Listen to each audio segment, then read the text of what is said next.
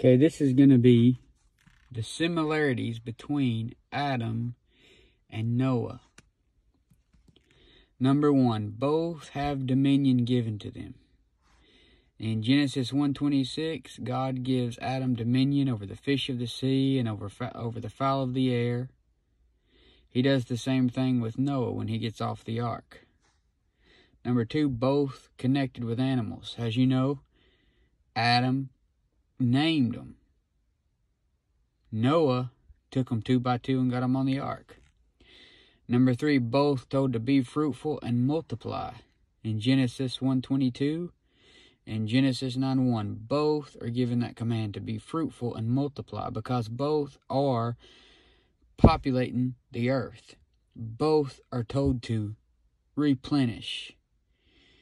And see, that's the reason people point out but the similarities between Adam and Noah is because they say that when the word replenish is used for Adam, that it can't mean to refill because Adam was the first man, which I believe Adam was the first man, but I believe that there was something on the earth before Adam, before that catastrophe happened in between the first 2 verses of the Bible, Genesis 1:1 and 1:2.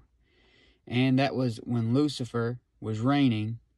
Before he sinned, he was reigning. God gave him a throne, and he had beings under him, and that's who was roaming the earth.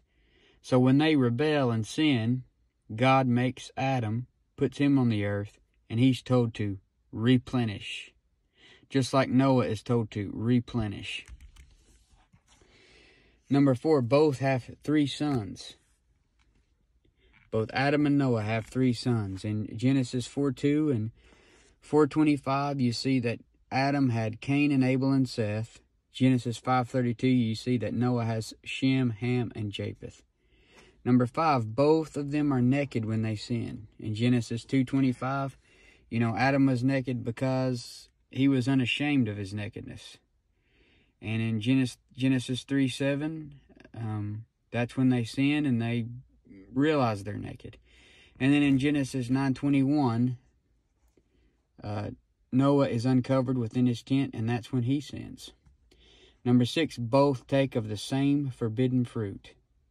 In Genesis 3:6, Adam gets the fruit from Eve, and it's most likely off of the vine tree. In Genesis 9:21, Noah drinks wine, which is obviously from grapes. So both of them took of that same forbidden fruit. 7, both come out of a flood.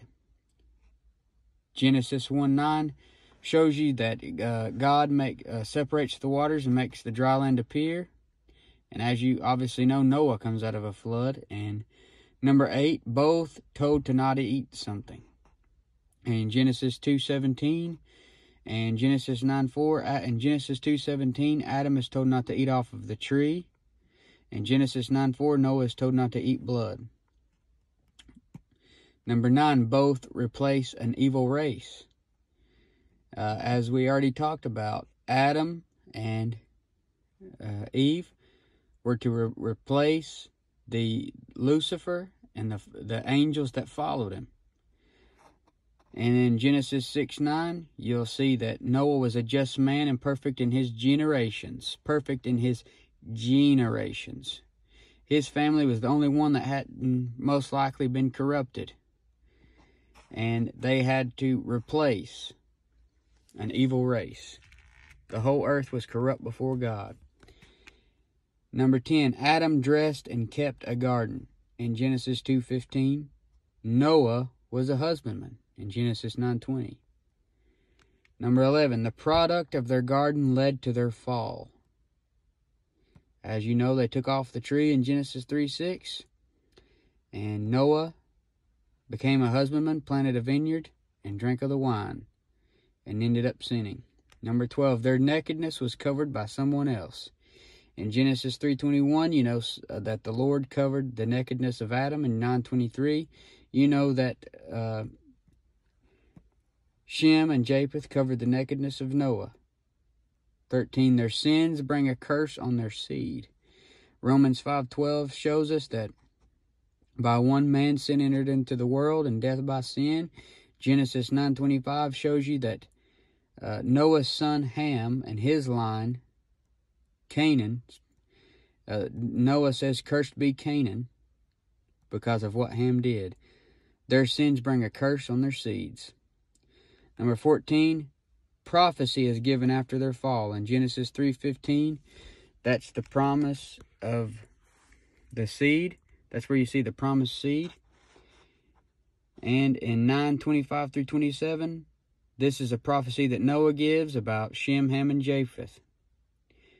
And number 15, you got the line of Christ came through Seth, Adam's son, and through Shem, Noah's son, both names starting with an S.